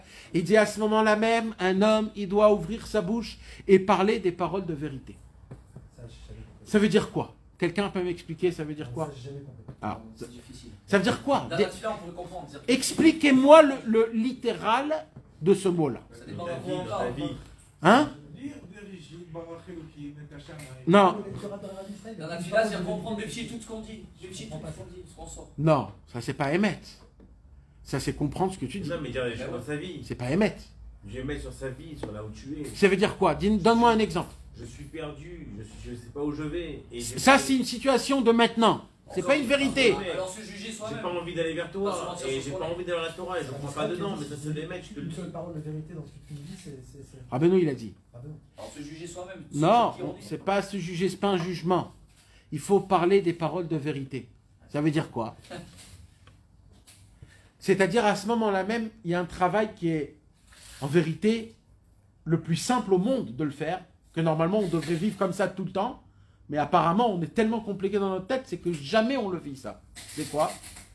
Lit kacher la nekuda ashayach le libo be'et azot, de s'attacher au moment présent mamash, c'est-à-dire de vivre le présent à la seconde, de se focaliser sur maintenant tout de suite, et de dire ce que tu ressens maintenant tout de suite. De dire ton émet maintenant. Hachem, je te supporte pas du tout là. La Torah et les mitzvot, pour moi, pour l'instant, c'est quelque chose de agaçant. C'est mon émet. Ce que je voudrais là maintenant actuel, c'est de me mettre une série et d'oublier tout ce monde-ci pendant une semaine et de ne pas entendre personne. Là, tu sais ce que tu fais? Tu fais comme ça. Tu ouvres tous tes habits et tu commences à te déshabiller. Et là, Hachem, il dit, ah, ça faisait longtemps que j'attendais ces paroles-là. Jusqu'à maintenant, tu me menais autour de ton doigt. Tu me racontais combien tu veux être un grand sadique, un grand truc, Tu n'étais pas sincère avec moi. Parce que toi aussi, tu ne te connaissais pas. Mais ton travail à toi, c'est de dévoiler ce point. Maintenant, ça, je vous dis à vous, parce que nous, on est dans un monde de Torah. Mais ça existe aussi dans le monde à l'envers. Le mec qui est dans le monde, toute la journée, en France, perdu dans ce monde-ci, lui, son travail, c'est à l'envers. C'est quoi? De dire, dans toute cette situation, mais Hachem, je pense à toi, je prie à toi, mais où t'es? Où tu es? Je te vois pas. On me raconte que tu es là, je ne te vois pas. Comment ça se fait que je te vois pas? Comment ça se fait que tu n'as aucun contact avec moi? De dire, de dévoiler son cœur au moment présent. Maintenant, ça ne sera jamais des bonnes paroles. Mais tu sais ce que c'est, ces paroles-là? C'est du émet. Et ça, il dira Rabbeinu, c'est une lumière qui est tellement grande qui va te faire sortir de ton obscurité qui est autour de toi. C'est ça le émet et la Imouna. Le émet et la Imouna, c'est des forces que une donne, une à côté de l'autre. Moshe, tu voulais dire quelque chose? Les paroles de vérité, en réalité, elles ont un but de nous faire comme un mouvement d'attraction de nous élever. Ça nous élève, ces mots de vérité, ils nous élèvent dans un... On va dire quand quelqu'un, par exemple, il parle comme ça, je suis agacé, c'est vrai, j'ai des manques de pouvoir te servir. C'est qu'en réalité, il est un petit peu dans un puits, un petit peu obscur. Ouais. Maintenant, ces paroles de vérité, elles vont faire en sorte qu'on va sortir de ce puits et on va voir quand même un paysage beaucoup plus joli. C'est un petit peu, d'après notre état de Neshama, que là, on va être un petit peu dans un état où Hachem, il veut nous amener dans ce côté-là. Pour nous amener dans ce côté-là, hein, il va falloir qu'on dise plus de mots de vérité dans l'endroit où on se trouve. Exact. Parce que je ne comprends pas, Nathan. Parce que j'ai jamais compris. Hein. C'est que Rabbeinu, il met ça comme une cible, genre qui est énorme. Ça m'a pas l'air compliqué. Je comprends De pas. quoi? Alors je comprends pas c'est quoi ces paroles de vérité. De dire une vérité? Ouais, je comprends pas. Parler comme tu viens de le dire. Ça m'a pas l'air compliqué. Alors je dois être à côté de la plaque parce que je vois pas. C'est facile pour moi de dire. De dire quoi? De dire que je suis un clochard, c'est pas compliqué. Mais de dire que je suis un clochard, c'est pas une vérité. C'est une vérité pour moi. Là, j'ai dit ma vérité à moi. Moi, c'est ma propre vérité. Toi, tu as ta vérité à toi. C'est ta vérité à toi. Et toi, tu dois la découverte. Moi, je vous ai dit un exemple. Vous me voyez là en train de donner un cours. Mais peut-être j'ai envie d'être à Ibiza. Maintenant, le pire de ça, c'est quoi? C'est que comme je vis dans un film, où moi-même je suis rentré dans ce film, où j'ai l'habit noir, j'ai les péotes, donc je ne peux pas me permettre d'aller en Ibiza. Donc dans ma tête, ça ne devient plus une option d'aller en Ibiza. Mais peut-être dans mon cœur, j'ai une envie d'aller à Ibiza. Et ça, le Yetzer Hara, il me le cache. Donc toute ma vie, je ne saurais pas. Mais en vérité, j'ai cette envie-là. Qu'est-ce qui se passe quand je reçois des coups et des coups et des coups, où tout ce que j'ai créé, soi-disant, commence à bouger? Là, d'un coup, tout en bas, il y a des choses qui remontent. Alors j'ai ou la possibilité de mettre vite le tapis pour ne pas connaître ce qui se passe, ou alors de me découvrir à ma vraie vérité. Je vous ai donné plein d'exemples. Des fois, un homme, il rentre chez lui à la maison, il n'est pas pareil comme il est dehors. Alors, c'est qui le vrai homme? C'est quand il est dehors ou quand il est chez lui? Et Rabbeinu ne dit pas que quand on manque de Emouna, il faut dire à Dieu qu'on n'a pas en lui. Ouais. Que quand on manque de Emouna, il faut dire... Faut dire la Emouna dans la bouche. Il faut dire... Odia Emunatra Befi. J'ai foi en toi, j'ai foi en toi, j'ai foi en toi, j'ai foi en toi, j'ai foi en toi. Et là, tu te convaincs? Ouais.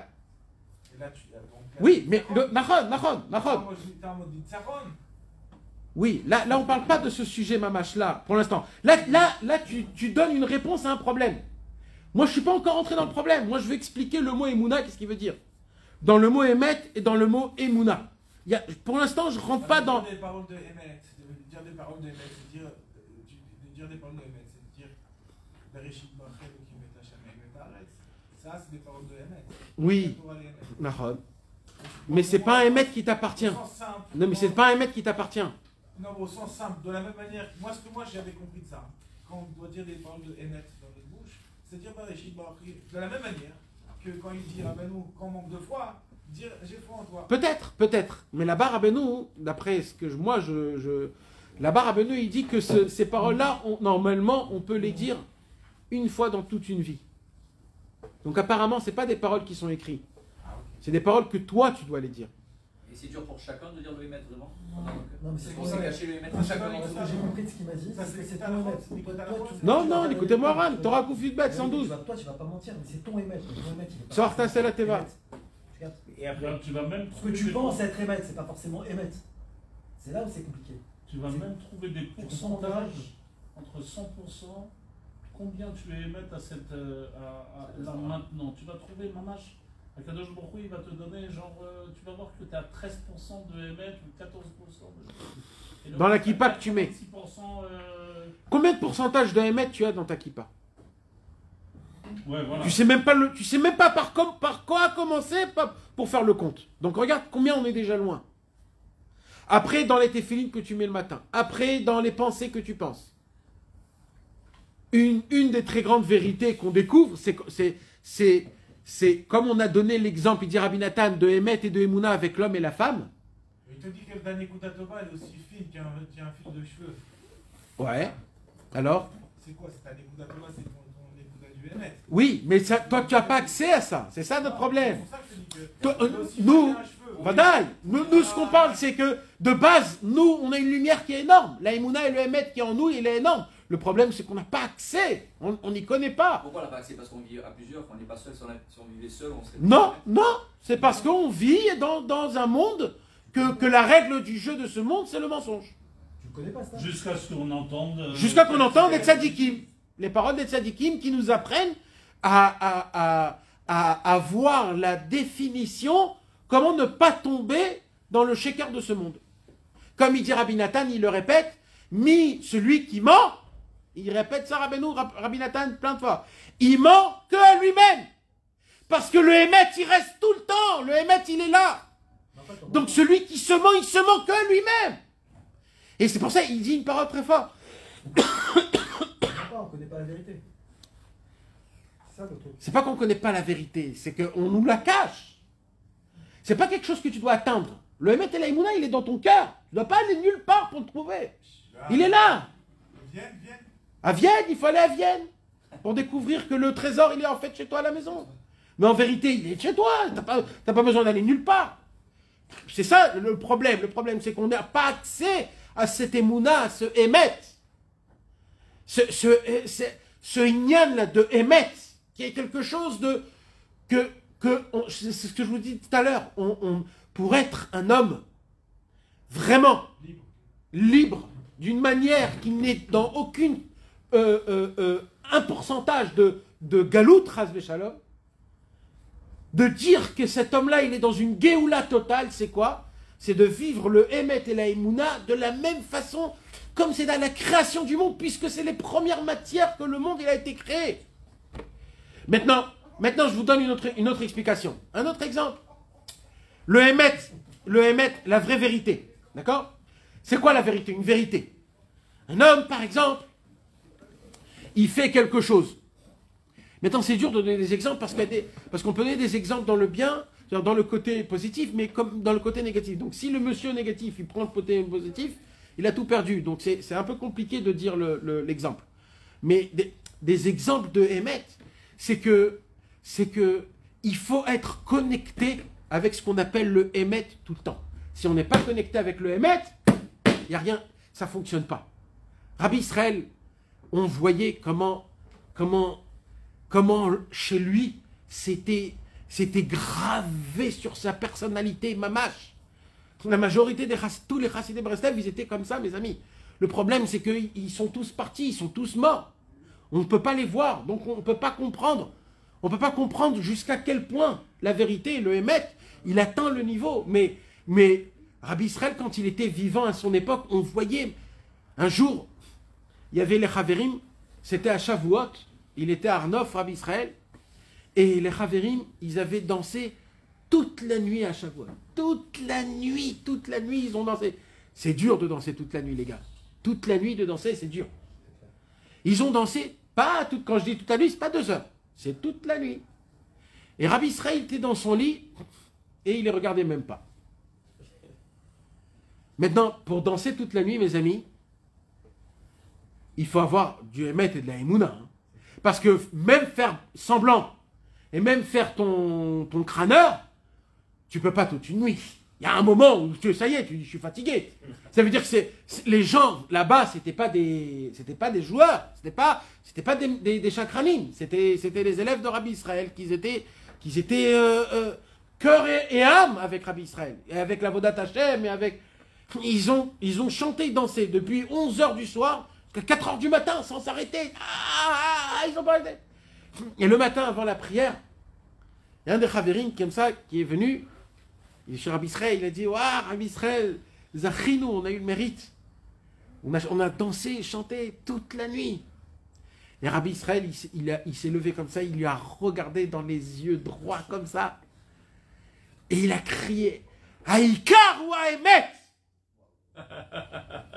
L'essentiel, c'est la vérité. Comme ça, il lui a dit. Il les a tous, ils étaient tout blancs. Maintenant, eux, ils n'étaient pas blancs parce que il leur a fait montrer que eux, c'est des chakranim. Parce que eux, c'était pas des chakranim. C'était pas des menteurs. Alors, eux, ils devaient maintenant se creuser où je suis pas sincère. C'est ça de se rapprocher de la vérité. C'est où? C'est justement dans les choses que toi, tu crois que tu as fait les choses bien. Parce que c'est pas dans les choses où tu crois que tu es un menteur que là-bas tu dois mettre. Ça, c'est certain. C'est justement dans les choses où tu crois que tu fais bien. Et le tzaddik, il vient, il te dit, mais t'es un chakran. T'es un chakran. C'est de détecter. Exactement. C'est l'endroit, c'est là où tu sais pas que tu dois découvrir qu'en vérité, c'est là-bas que tu dois faire un travail. Mais c'est très fin. Bien sûr qu'il est très fin. Entre le fait de le dire et de le faire. Non. Alors. Est-ce que je suis là gentiment? Non, jamais de la vie. C'était pas comme ça à l'époque de Rabbi Israël. Je parle de nous. Mais non. Alors, non. Moi, je te donne un exemple, Ilan. Il a compris, le mec. Il y a hors-jeu. Vas-y, rentre-toi. Ilan. Le mec s'est mis hors-jeu tout seul. Il s'arrête, a pris, il t'a sorti. Il y a Chaverim, là. Rabbi Israël, il leur a dit ça de le dire. Et en principe, à ce moment-là, ils ont dit chacun avait Nahon. et de devoir en réalité chaque millimètre dépenser qu'ils ont eu à ces moments. Voilà. Et d'être sincère le maximum. Je l'ai fait pourquoi? À quel moment? Comment ça s'est fait? J'ai fait des notes, trucs, tout. Voilà. C'est comme l'artichaut. Tu enlèves fleur par fleur jusqu'à que tu arrives au fruit. Mais après, tu te rends compte que t'as un supporter. C'est tout ce que tu as besoin. C'est tout. Tu n'as pas besoin de devenir un bon. Tu dois juste découvrir le Hémet. Hein? Non. Dès que tu as le Hémet, tu as la Emouna. La Emouna dans Hachem, Yetov. Ça s'arrête là. Hémet, Emouna. qui est ancien. T'as pas compris. Toi, tu crois que de changer, ça dépend de toi. Ça, c'est les Litaïm qui disent ça. Rabbeinu, il te dit pas change. Rabbeinu, il te dit crois. Mais tu peux pas croire quand tu découvres pas la vérité. Je vais croire quoi? Alors, quand tu fais quelque chose de super bien, de super bon... Tu t'en rends compte. Et quand tu t'en rends compte, eh ben, tu vas aller mieux. Alors, si tu fais cette recherche-là, c'est pas pour te descendre, c'est pour te monter. Oui. Mais ça, c'est alors tu t'en rends compte, c'est sympa pour la théorie, frérot. Je suis dans le shaker. Non, mais ça, c'est la théorie, cher frère. Moi, la vérité, des fois, tu te rends compte que t'as mal fait et tu dis.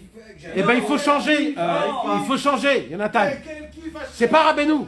Rabbeinu, il ne nous demande pas de devenir des tzadikim. Rabbeinu, il nous dit, soyez ce que vous êtes. Et espérez de devenir des tzadikim. Ouais, il dit, vous avez des tzadikim comme moi. Non, oui, mais il a dit plein d'autres choses aussi. Il n'a pas dit que ça. Mais non, mais ne prends pas juste ce que tu as envie. Il a dit, toi, l'écouter de ça. Dans l'écouter de ça, il nous apprend. Il nous dit, rien dépend de toi, frère. Tu crois qu'il y a quelque chose qui dépend de toi? Le jour où tu crois qu'il y a quelque chose qui dépend de toi, Hachem va te mettre un croche-patte, il va te faire montrer c'est qui dépend de quoi. La tfila, la tfila. Alors d'abord, oui, mais la tfila, tu peux pas prier si tu n'as pas de Hémet. Parce que Emouna, tfila, Nissi, Meret, Israël, s'il n'y a pas de Hémet, tu peux mettre tout ça de côté. Mais ce qui dépend de nous, c'est au moins de dire des paroles de Hémet. Ça, au moins, ça dépend de nous. Oui, mais, oui, mais il faut avoir accès à cette vérité aussi. Comment j'ai accès à ça? Hein? C'est quand je veux.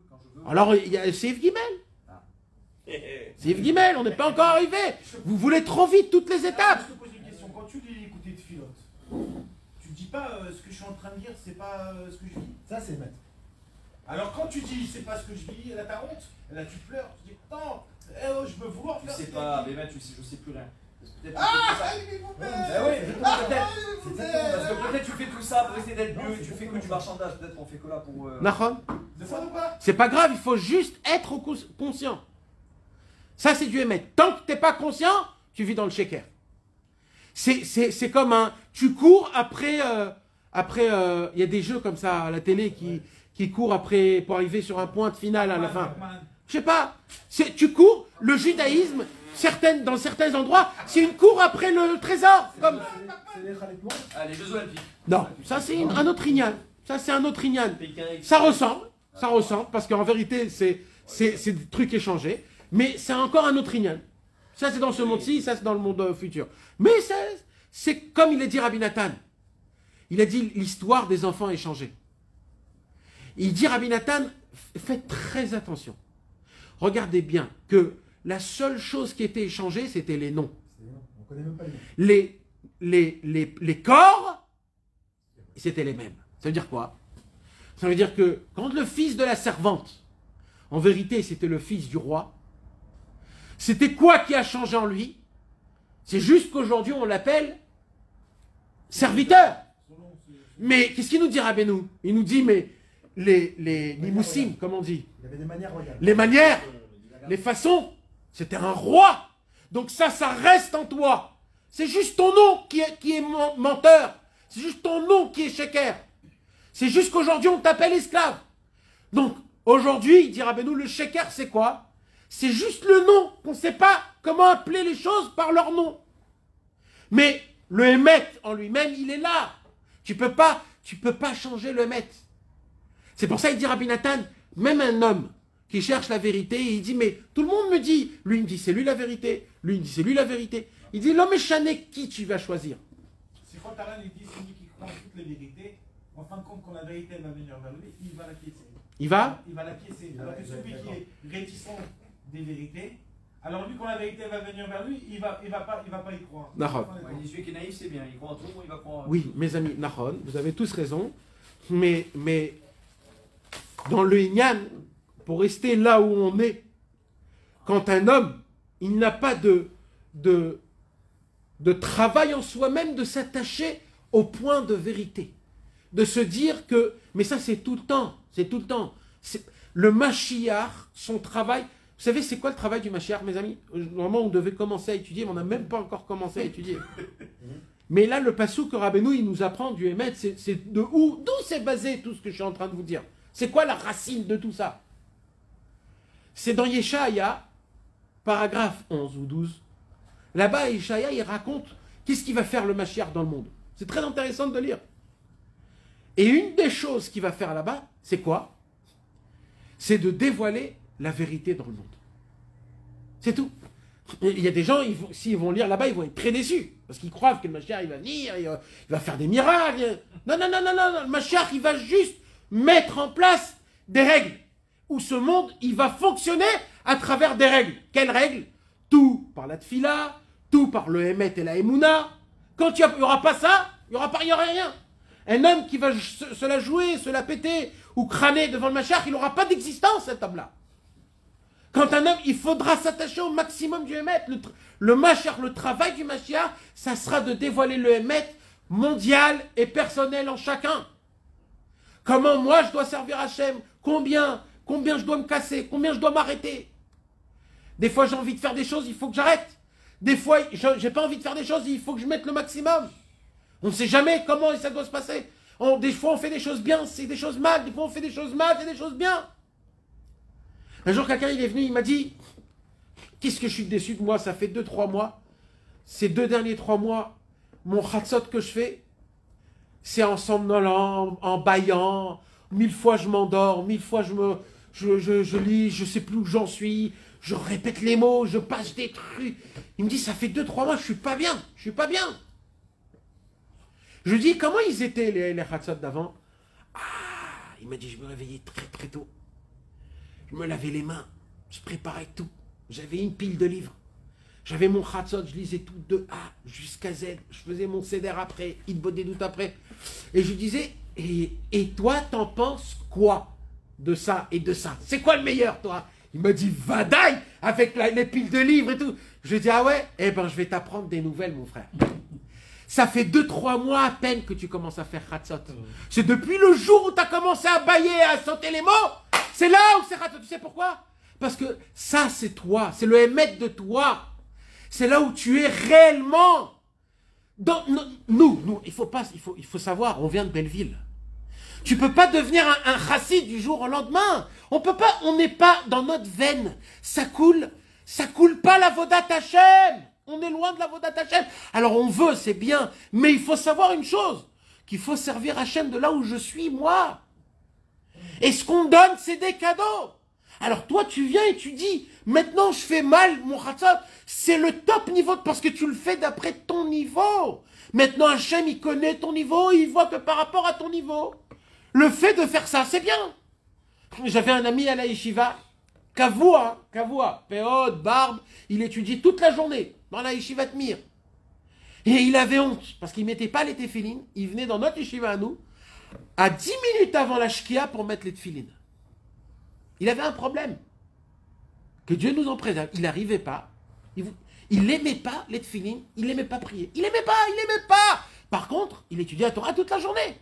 Il disait, mais la Torah, j'adore. Mais je peux pas mettre... Et il avait tellement honte, il venait dans notre yeshiva, et toujours avant la shkia, il mettait les téfilines, krachma, et il se barrait. Maintenant, lui, il se voyait comment, lui? Il se voyait nul et mauvais, et c'est quand que je vais changer, c'est quand... Tout, et il se mordait la langue tout le temps. Il vivait dans un quoi? Hein? Un exil. Ça s'appelle quoi, d'après ce qu'on a étudié? Dans un rocher. Pourquoi? Parce qu'il n'y a pas de Hémet, il n'y a pas d'Emouna. Donc il était où? Dans un rocher. Et là, je lui ai dit, tu me permets qu'on étudie une Torah? Kufut bet. Et on a étudié la Torah, du Hémet. Quand un homme, il est entouré du rocher autour de lui, etc. Je lui dis maintenant, toi, tu es dans quelle situation? En lumière ou en rocher? Elle lui dit, moi, en rocher total. Je lui dis, dis une parole de vérité tout de suite maintenant. Vas-y, on a étudié, dis. Alors il me dit la parole de vérité, j'étudie, je prie pas, je lui dis ça, qu'est-ce que tu es en train de faire là? Tu es en train de faire un bilan, dis une vraie sensation. Et là il commence à dire combien il est mauvais, combien il sent qu'il n'est pas bien. Et je lui dis maintenant, consacre-toi à la seconde de maintenant, au moment, parce que c'est pour ça que je vous ai dit, à Shayar, les libo, baet, azot. Je lui dis maintenant tout de suite, pourquoi tu es là? Pourquoi tu es là? Il me dit parce que je viens mettre les téfilines. Ah, et pourquoi tu viens mettre les téfilines? Il dit parce que il faut que je les mette, je ne les ai pas mis ce matin. Je lui dis donc en fait, qu'est-ce qui s'est passé? Donc depuis que tu t'es levé le matin, tu penses aux téfilines. Tout le monde, il pense au tefilin 1 heure, quand il les met le matin. Toi, comme tu sais que tu n'arrives pas à mettre les tefilin, toute la journée, tu reposes les tefilin à 1 minute d'après, et 1 minute d'après. Et toute ta journée, en fait, tu fais quoi? Tu combats ton Yetzirara pour mettre les tefilin. Donc toi, tu regardes par rapport à l'extérieur, tu fais des comptes par rapport à ce que le monde, ils font les comptes, que le monde, c'est le sheker. Et qu'est-ce qu'ils font le monde? Ah, il met les tefilin à la shkia, c'est très grave, etc. Par contre, le Hémet, c'est quoi le Hémet? Moi, c'est dur. Pour moi, c'est dur de mettre les tefilin. Je les mets quand même. Normalement, je devrais sauter, danser que je les mets. Il n'y a personne ici. Si je veux, je les mets pas, mais je les mets quand même. Donc, j'ai une émouna, j'ai un Hémet quelque part. C'est mon Hémet. Alors, bien sûr que c'est pas bien, mais c'est là où je suis pour l'instant.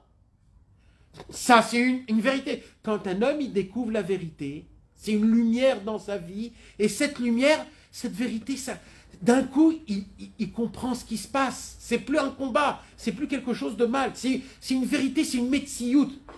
Comme il dit Rabbi Nathan. Il dit Rabbi Nathan, à chaque fois que je veux commencer le Seif Bet, j'ai toujours quelque chose à... Non, parce que comme une fois, comme je vous le dis, mes amis, le Hémet et la Emouna, c'est pas un sujet qu'on peut parler. Parce que pour parler ce sujet, il faut être un vrai homme de Hémet et de Emouna. Moi, je ne suis pas cet homme-là. Donc, je ne pourrai pas vous expliquer. Mais j'ai toujours des exemples à toujours vous donner pour que vous puissiez comprendre. Il dit, Rabbi Nathan, dans le Likutei Halachot, vous voulez savoir c'est quoi le Hémet? Personne au monde sait ce que c'est le Hémet. Voilà. Il dit, Rabbi Nathan, voilà. Personne ne sait ce que c'est le Hémet. Personne. On ne sait pas ce que c'est le Hémet, les gars. La vérité, la sincérité, l'absolu, le Hémet. Personne ne sait ce que c'est le Hémet absolu. On ne connaît pas le Hémet. Alors, comment on fait si on ne connaît pas? Alors, on a la Emouna. La Emouna, c'est quoi? C'est quoi le Hémet? Le Hémet, c'est de comprendre quelque chose à sa perfection. C'est ça le Hémet. D'accord ou pas?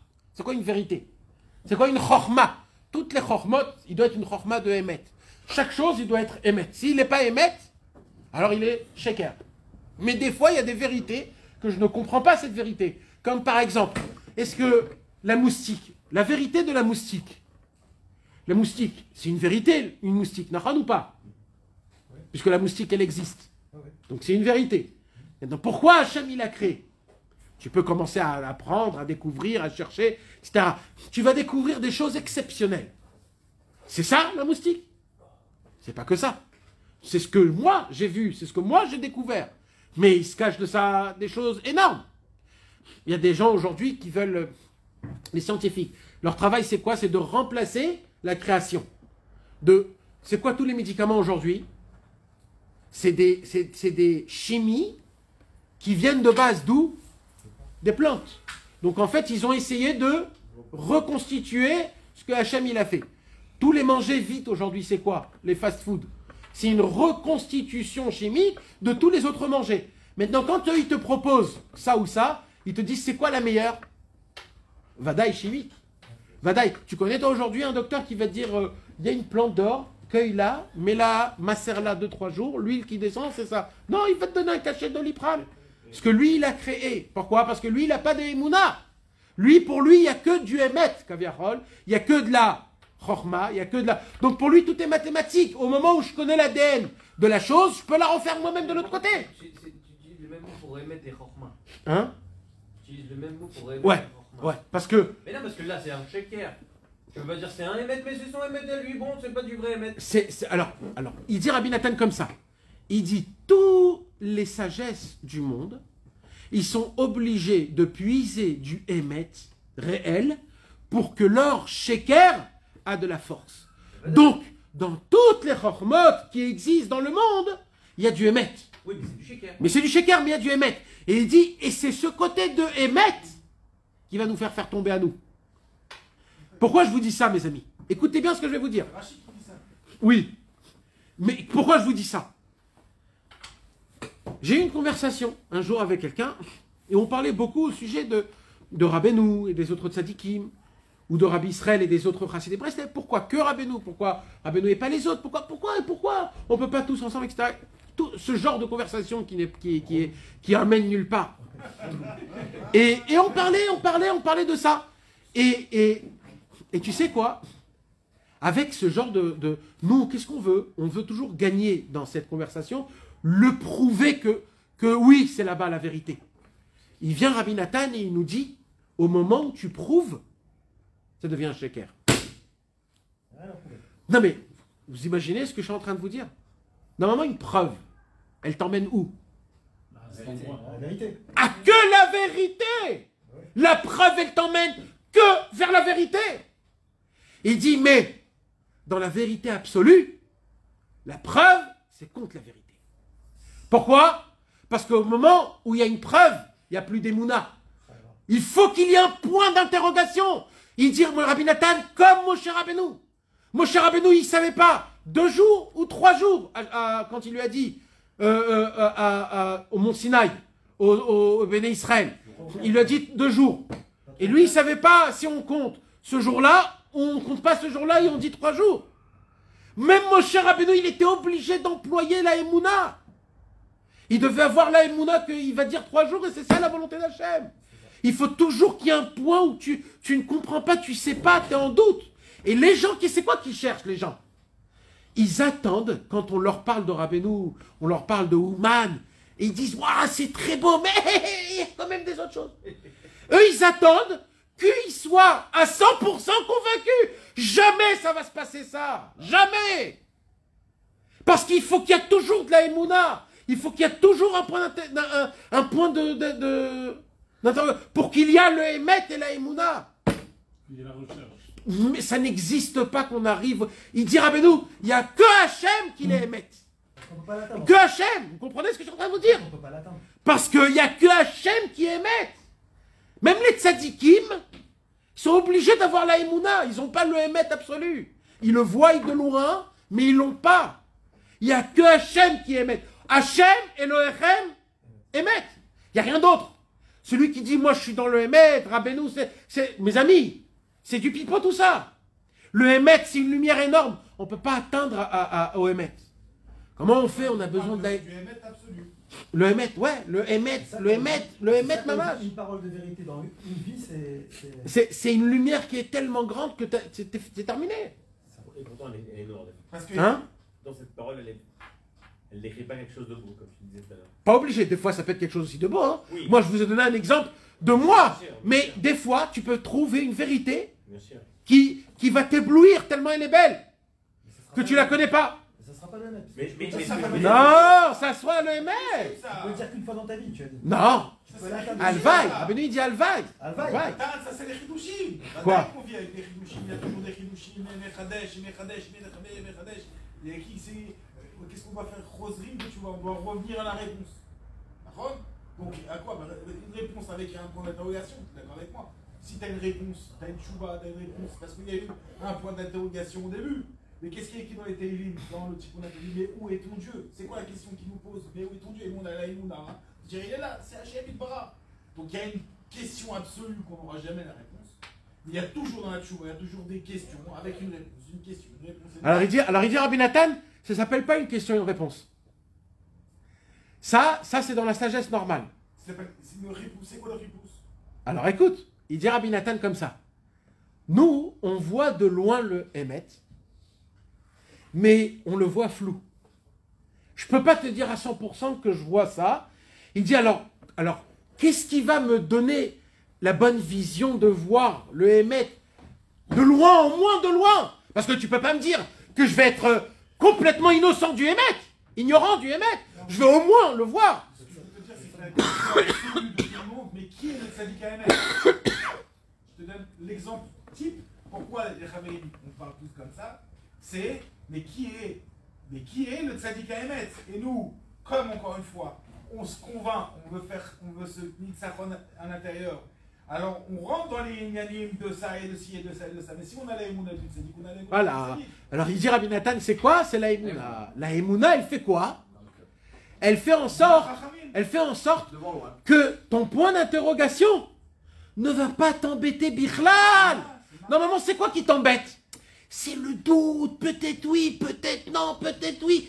Il dit Rabbeinu, ça c'est très grave. Moi je parle pas de ça, il dit Rabbeinu. Il dit, exactement, il dit quand un homme il sait pas c'est quoi la vérité et le mensonge, Il faut qu'il soit sincère avec lui d'abord. Est-ce que je prie bien là-bas? Est-ce que j'arrive à me renforcer bien là-bas? Est-ce que j'arrive... Et quand un homme... Et le reste, pour pas que ça le turbule, c'est la Emouna. Et la Emouna, elle va faire en sorte que le point d'interrogation ne va pas t'embêter du tout. Est-ce que je fais bien? Est-ce que je fais pas bien? Est-ce que c'est... Mais dans le roi humble, à la fin, il enlève la vérité ou le... Nahon, ça sera le Mashiach. Quand le Mashiach viendra, il va découvrir le Emet, le Hamito. Est-ce qu'on peut communiquer ça ou non? Dans la fin de ça, on donne juste le livre, on peut pas prouver, mais comment on fait partager? Non, parce qu'il te si dit on ça. a été touché par quelque chose, alors on le Non, garde pour soi. il te dit ça dans Sirot 141. Nous, toi, tu viens, tu dévoiles le Tikkun HaKlali. Celui qui veut prendre la vérité, celui qui veut prendre le Tikkun HaKlali, il le prend. Mais l'essentiel, te dit Rabbi Nathan, c'est que toi, tu l'es déjà. Tu comprends? Toi, tu viens, tu diffuses. Celui qui veut prendre, comme dans le dernier Sirot 308, moi, j'envoie une bouée. Celui qui veut la prendre, il la prend. Celui qui ne veut pas la prendre, eh ben, il se noie. C'est un travail qui est très intime, ce travail-là. Tu peux rien dire à quelqu'un d'autre. C'est très personnel. C'est très très personnel. C'est aucun rapport. Chacun, c'est des mondes. Raval à l'Azman. Mais quand tu es sur un chemin, tu as des proches, la famille, des machins, tu as envie qu'ils se posent les mêmes questions. On s'est même passé ce. Kanyadati, tu veux faire Kanyadati, tu veux trop passer ça. Et j'ai essayé. Kanyadati, on va donner des réponses. On a parlé avec ma qui se femme posent des Shabbat, questions. elle est partie. Alors, non, celui qui a des vraies questions, alors tu lui Que réponds quoi? avec Je les pas femmes, mais c'est tu tout. veux qu'ils se posent des questions. d'un peu Ah, tu peux pas, montrer le sujet de Rabbi. Non, tu vas pas lui donner la réponse, ils se posent des questions. Quoi. Tu peux pas. Ça va pas. Ça m'a perturbé jusqu'à aujourd'hui toute la journée. Justement, tu veux qu'ils soient en ripousse, tu vas pas lui donner du émet. J'ai senti que c'était. Il faut se tremper au mikvé. Quand on est dans le sheker et qu'on sent qu'on est dans le sheker, c'est un cadeau d'Hachem. Il faut aller au mikvé. Il n'y a que le mikvé qui enlève la puanteur du sheker. Il n'y a pas plus bon que de découvrir quand tu es dans le sheker. Avec Rabbi Israël, il n'y avait pas besoin trop de ça. À peine tu te rapprochais de lui, tout de suite tu te barrais. Tellement tu puais du sheker. Tu sentais que tu t'es pourri. Rien que comment tu étais habillé, rien que de la façon de comment tu faisais tes péotes, ou comment tu t'étais assis, ou comment tu parlais. Rabbi Israël, rien qu'à côté de lui, tu voulais rentrer dans tes chaussures le plus possible. Tellement c'était une vérité qui criait de tous les côtés. On est dans des films. Mais Vadaï, mais nous les Français, 100 milliards de fois plus que les autres. Alors comment on fait quoi? Alors comment on fait? Et dire Rabbi Nathan dans les parenthèses, Bilvad atseaka la Hashem Yitbarach. Il n'y a que les cris envers Hachem. Pour sortir du sheker, il n'y a que ça. Il n'y a rien. Parce que tout ce que moi je vais te dire, ça ne va rien faire. Les paroles ne peuvent pas te faire ça. Oui, mais Vadaï. Nahon. D'accord. Ce point-là, il Oui. fait quelque chose. Non, mais il faut d'abord être... Oui, mais il faut quand même connaître la vérité avant un Zamra. Avant un Zamra, il faut d'abord connaître le Hémet. Et après, il vient un Zamra pour toi. Mais d'abord, il faut connaître le... Si tu fais un Zamra quand tu es encore dans le sheker, alors c'est... Un Zamra, c'est les rapes, les trouver en soi. D'accord. Après que tu as vu... C'est bien pareil. Oui. Et quand tu cherches et tu trouves, alors là, t'es des simras. Nahon. Mais pour cela, d'abord, chez Adam Roé, d'abord un homme, il faut qu'il voit... Chez En Botov, qui voit qu'il n'a pas de bon. Déjà, c'est le premier travail. Si un homme de base, il n'a même pas ce travail-là, voilà. C'est important de le dire, parce que des fois, il y a des gens qui s'arrêtent de base à Azamra en se disant, il n'y a que Azamra. Il n'y a pas que Azamra. Azamra, ça fait partie d'un trait, d'un... Parce que c'est qu'on a un manque de simra. Parce que pour arriver à la simra, il faut trouver ça des coups d'atova. Donc le mec, si déjà il est en recherche d'Azamra, c'est qu'il n'était pas Bessimra, c'est qu'il recherche en soi quelque chose. Il se sentait mal déjà à l'origine, tu comprends? Il te dit celui qui veut commencer à faire tchouva, et ainsi de suite, alors tout de suite il faut qu'il aille chercher en lui, mais quelque chose de bien qui est à l'intérieur de lui. Maintenant il faut qu'il cherche et il trouve. Donc il est déjà dans la Torah 112, ce que tu viens de dire, qu'il est dans un makom où il n'y a pas la lumière, etc. Juste pour terminer avec quelque chose dans la main. Rabbi Nathan, il dit, si c'est comme ça que le Emouna et le Emet, ce sont des lumières énormes, que c'est dur à l'atteindre, alors qu'est-ce qu'il est en train de nous parler là, Rabbeinu? Si ça ne nous parle pas, alors quoi? Alors il dit Rabbi Nathan, alors, il faut savoir. Pourquoi ça ne parle pas?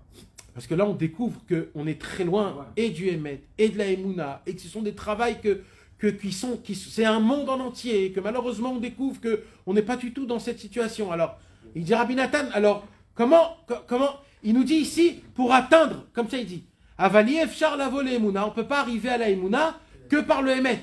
Mais ça fait, tu es en train de me parler pendant 1h30 que le Emet, c'est la lumière d'Hachem, c'est la lumière Orensov. Donc, de qu'est-ce que tu es en train de me dire? Moi, j'ai ni la Emouna, ni le Emet, alors quoi? Alors, il dit Rabbi Nathan, Vadaï, que chaque pas qu'un homme y fait, même qu'il reste dans le sheker et il reste dans le néant de la Emouna, mais chaque pas qu'il fait pour se rapprocher du Emet, ça va l'emmener à la Emouna.